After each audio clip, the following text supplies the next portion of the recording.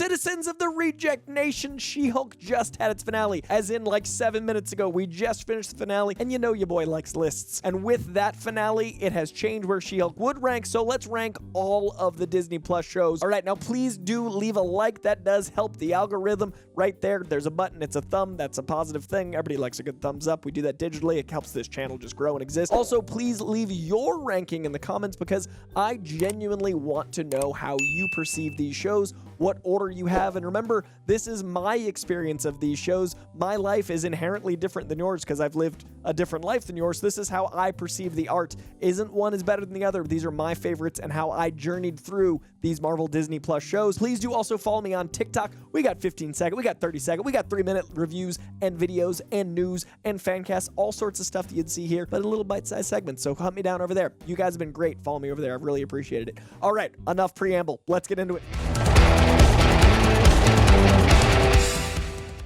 Coming in at number 9 is What If. Now, I did talk about this on the full breakdown of my entire MCU experience, so I'll be brief. But for me, What If didn't feel like it had quite the same amount of weight as other shows or other installments in the MCU. I felt like those little micro universes were kind of isolated to themselves, and then unfortunately, by the time Multiverse of Madness came out, and then Zombie Wanda and Zombie Strange weren't those characters, it made it feel even more erroneous. And yes, comic books are like that, and yes, there are times where issues don't matter that much, but in the greater scheme of the MCU, everything has felt really impactful until some things recently, and What If was the first time I was like, okay, I'm enjoying this, but it doesn't feel like must-see TV, so it is my lowest one of the Marvel Disney Plus shows. At number 8, we've got Hawkeye. Now, Hawkeye was one of my most anticipated. That actually might be partly my fault for this being so low because my expectations were impossibly high. I'm a huge fan of Jeremy Renner. I am a huge fan of Haley Steinfeld. I love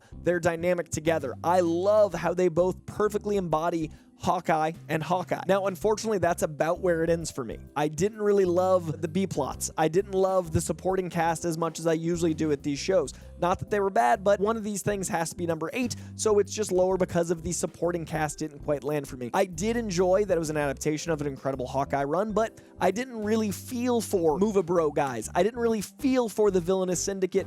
It also didn't make me fully endeared to Echo as much as I wanted to because I love Echo in the comic books. It did a lot of things right, but it left me feeling hollow, and then that might have been, you know, a reasonable thing if not for the way I thought Kingpin came about. The Kingpin landing did really bother me. We still don't know what's going to be canon to the Netflix world or any of those things, but it did feel like we got a fully Who Framed Roger Rabbit almost cartoon Kingpin.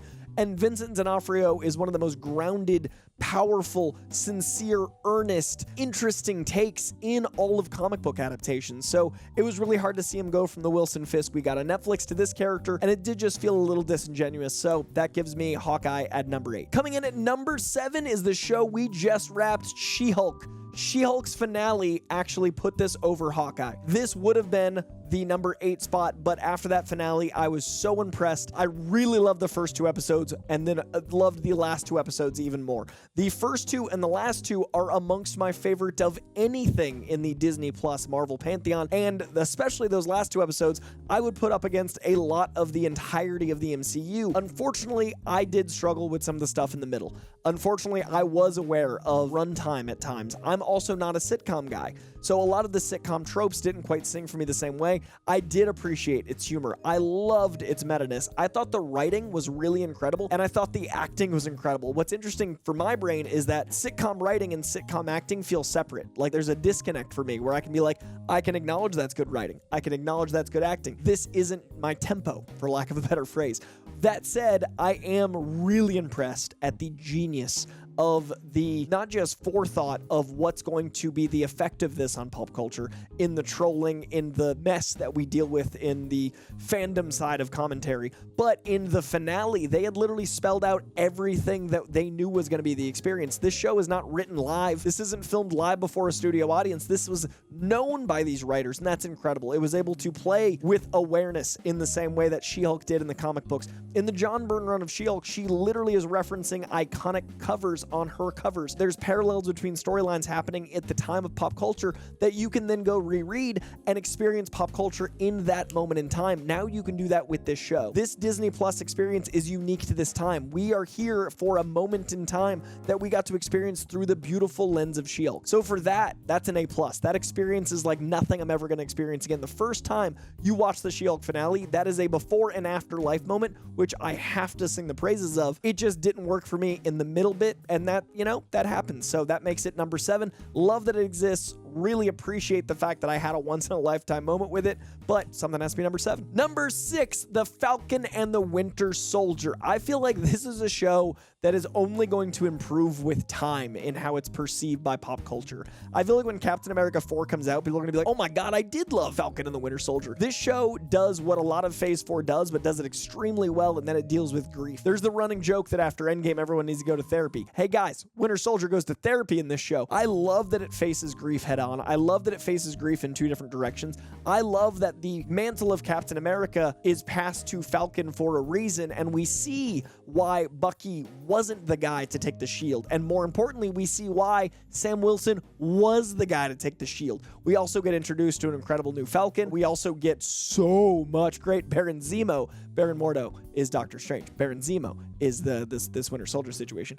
And I really love Daniel Bruhl's take on Baron Zemo. I think the espionage angle is great. I love the Winter Soldier movie style dynamic, and I thought they brought that really well into this show. My biggest flaw with this show is, as much as I love in comic books when villains and heroes team up against all odds, I did find Baron Zemo just being chummy with our guys so immediately. Like, I don't think either of these guys would trust him, even to the level they did. Obviously, there was distrust throughout the episodes. There was moments of, oh no, I don't believe him. But it did feel like, wait a second, Baron Zemo's just palling around now. He literally is the reason for Civil War. So that did rub me the wrong way a little bit, but that's more than made up for with US Agent. That's more than made up for with that incredible bloodiest moment to that date in the Marvel Cinematic Universe of the beheading. I also give this a little bit of wiggle because this was a COVID juggle shuffle thing with plot lines, and it dealt with a lot. So I'm a big Bucky Barnes fan. It's great to see him get to sing. I'm a big Sam Wilson fan. It was great to see him get to sing. I think this show is only going to improve in people's eyes as time goes on. Number 5, Moon Knight. Moon Knight is really, really interesting in that it almost had the opposite of the She-Hulk problem. They kind of acknowledge the Moon Knight problem in She-Hulk. I don't love that most of these shows are really, really powerfully dynamic in their dialogue and their prose, and they take their time and they experience things, and then there's a big fight at the end. Moon Knight dropped a decent amount of spots after that finale that did not work for me as well as I wanted it to. That said, everything else did. I love that this felt like event TV. I love that week to week I was so intrigued by this world. I was so enamored by Mark Spector's entire existence. Sorry, Jake. Sorry. It's everyone in that world, and I wanted to know all of them. I wanted to experience everyone as we went through that, and the acting. I think Oscar Isaac's performance here is some of the best on TV, period, hard stop. I think Ethan Hawke is such an interesting, captivating villain up until the finale. When they're going against each other, just a power of wills and intelligence. That is such a captivating show, and it's more interesting than giant deities fighting, and that's the power of Marvel, is that the people talking is just as powerful as deities fighting, and it slipped at the end, but the whole journey to get to the end was a masterclass in style and substance. Some of the shots from Aaron and Justin, the directors of some of the episodes, were so dynamic and so powerful from the comic iconography. It looked like Greg Smallwood art come to life, and then other episodes directed by Mohamed Diab felt so much like what the beating pulse of the comic is. We got visuals and we got heart. The show was so special. I really got a lot out of it. I'm very excited to see more Moon Knight in the MCU. Number 4, Miss Marvel herself, Kamala Khan. That show was like 6 months ago or 3 months ago. Time is a flat circle, but the entire time it was airing, I was so infatuated with us getting our modern Silver Age Spider-Man. This character to me is what I imagine it's like to go through being young now. And that's what it felt like when I was reading Spider-Man growing up. She's fighting for her hometown. She's dealing with family stuff. She's just going up against the odds. She's the ultimate underdog. And this show captured all of that. And much like the comic book, informed me a lot about a culture I don't have that much knowledge of. I don't know a lot about Muslim culture. This show brought me into that world, brought me into that family, and then in a very special episode, brought me back to a giant historic event that I knew very little about. I knew very little about everything that happened in that flashback, and then that tied up beautifully into the modern day, and then the finale was incredible. The reason this one's so high is it broke some of that, oh no, they don't know how to do a finale feeling I had, where the ending is like a Home Alone episode in a school, and it plays with powers, it gives you one of the biggest cliffhangers in Marvel history with the sound cue of the X-Men. It reveals her as a mutant in such a clever way, and it does all of that while never being inauthentic to the pace, the tone, and the feel of the show going forward. Kamala Khan is a character that's all of us. She is literally a fan, and the actress Iman Vellani is literally all of us. She's one of the biggest fans, and that is Miss Marvel. Miss Marvel is in complete idolship and adoration of Captain Marvel. We felt that every step of the way, and we felt Iman being us every step of the way, and they were still able to tell this incredible story with tons of incredible set pieces and lots of genius dialogue. Really loved me some Miss Marvel, and a lot of points go to that finale, which I really dug. Number 3 just aired last week, and since it didn't have theatrical, we're calling it a show, but it is a special event. It is Werewolf by Night. Werewolf by Night was one of my biggest surprises out of D23 because I was so ready for this as is, but as not a giant horror comic guy, I was like, I'm gonna enjoy it. I enjoy a lot of what Marvel puts out. But when I saw that trailer, I was bowled over by potential. I was like, they're making a full-on 70s grindhouse film, and then what I got was even better. A full-on 30s Universal monster movie experience. This is what I want out of Marvel when they take such bold swings that you're fully in another world. This movie didn't end with a giant action set piece. It stayed in tone. This special event didn't steer away from how it started in that pulpy goodness. It didn't rush. It didn't do anything that was not authentic to its story, and it debuted Michael Giacchino's directing career, hopefully to go on and do everything, because the world he made was so immediately interesting. The 3 characters that he was able to capture so quickly with Man-Thing, Werewolf by Night, and Elsa Bloodstone, 3 characters that are not easy to capture even in comic books, that all were absolute powerhouses that I care so much for that I can't wait to see where they go next. And then that color transition at the end. Man-Thing is Man-Thing. Ted is Ted here, and I loved Gael Garcia Bernal here as Werewolf by Night. I cannot wait to see more of how he interacts with others, and they can do all of this as a period piece or not. They could bring them forward because we don't know how werewolves age, and we know Elsa Bloodstone allows for more time. We have so much potential here, and it's a thing out of time in its own way. So yes, they can interact or not, and I want more of that in the MCU. Comic books don't have to all tie together. Some of them do. I would love to see the Midnight Suns here in this world, this darker world, this gritty world. I loved everything about Werewolf by Night. Check out our reaction on this very channel. We do a whole review. I could talk about that for 20 minutes. It's so special. Coming in at number 2 is Wandavision. This one's tricky because I actually juggled between Werewolf by Night and Wandavision for 2 to 3 because I think Wandavision is the best event television we've had yet in the MCU. I think it was the best time in the commentary culture. I think we were all guessing and sharing, and it felt like an actual water cooler show every single week. I literally did Instagram lives for an hour the moment after I finished an episode and just shared theories and had people in there commenting. It was a community. That is so special. Community is what I feel like when I'm in a comic book shop. When I'm standing in the back of a comic book shop, flipping through something, someone comes up and recommends something else, or we start a conversation. That's what comics are to me. It's community. This was WandaVision.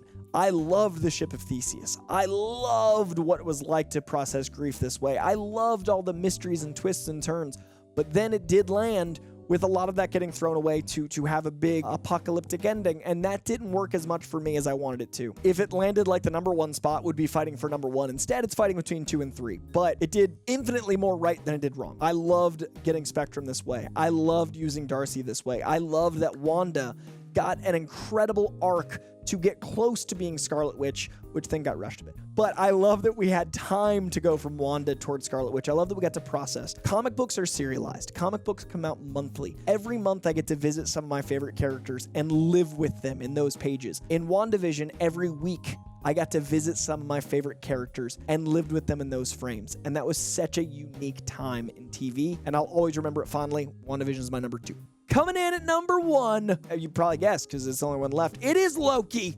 Loki, to me, no notes, no changes, would want nothing different. Every scene of dialogue between Mobius and Loki, every moment shared between Owen Wilson and Tom Hiddleston, Every single character, supporting cast, lead cast, day player, extra, stunt person, masterpiece. And then you get to have the mysteries. You get to play with continuity. You get to do time travel. You get to incorporate all of the weird Kirbiness of the Marvel comic books. You get to do what comic books are, which is seemingly have a boundless budget and boundless imagination. You get to play. You get to have a sense of play. We met variants. We met a crocodile Loki. We had a classic Loki in the incredible Richard E. Grant. We had so many moments that are so memorable, so many quotes that made me so introspective, so many things that felt like they were pulled from the comics, but that also felt unique to the medium of TV. So many visuals, so much splendor, so much wonder, so much great sci-fi, so much Mobius art, ironically, because the other character is named Mobius in the show. So much love. Even the love story between Loki. Of course, Loki'd love himself. So much right. And then best of all, it stuck the landing. We meet He Who Remains, and he is every bit what Kang needs to be without being Kang. We meet the idea of a man that knows there are others of him that's lived through time. We meet what's about to be the big threat of Phase 5. And he's terrifying and intense, but also not the scariest version we're gonna get. We get teased just enough to know that Kang is coming without meeting Kang, because that's what you can do with this character. We get a Shakespearean finale for a show about life, about what it means to be a person, what it means to be fated, what it means to make choices. We get all of that in these incredible monologues, masterfully delivered by Jonathan Majors. This show, to me, is what you can do when you have perfect writing, perfect directing, perfect acting, and let the audience to experience it with you week to week, taking its time, setting up what's to come. Not only is it great by itself, as a perfect little experience, it's also great as a gateway to what's to come. It's also great as a launching point to introduce characters. That's comic books. Comic books are great in the 22 pages you get them.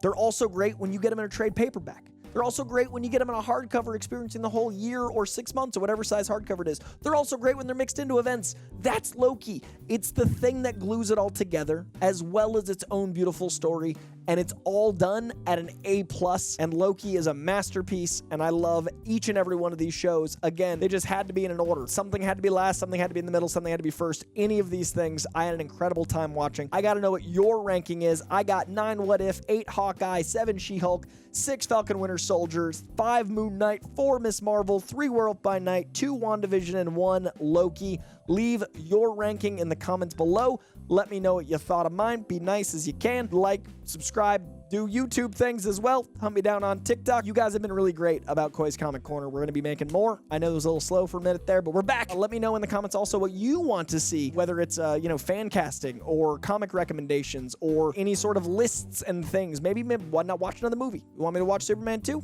Let me know. Also, comic recommendations here. Read She-Hulk's current run. It's really special. It's really fun. It's kind of the opposite of the show in that she cannot rep supers and then the X-Men try to court her. As far as Hawkeye, check out the Matt Fraction David Aha run, which it's based off of, which the show is based off of. It's really fun. It's really dynamic. It's really accessible. So that's your Hawkeye recommendation. Let's do one more. Let's go Greg Smallwood. Let's go Greg Smallwood's Moon Knight run with Jeff Lemire. If those are your recommendations. As always, enjoy some comics, and I appreciate each and every one of you citizens of Reject Nation. We'll see you soon.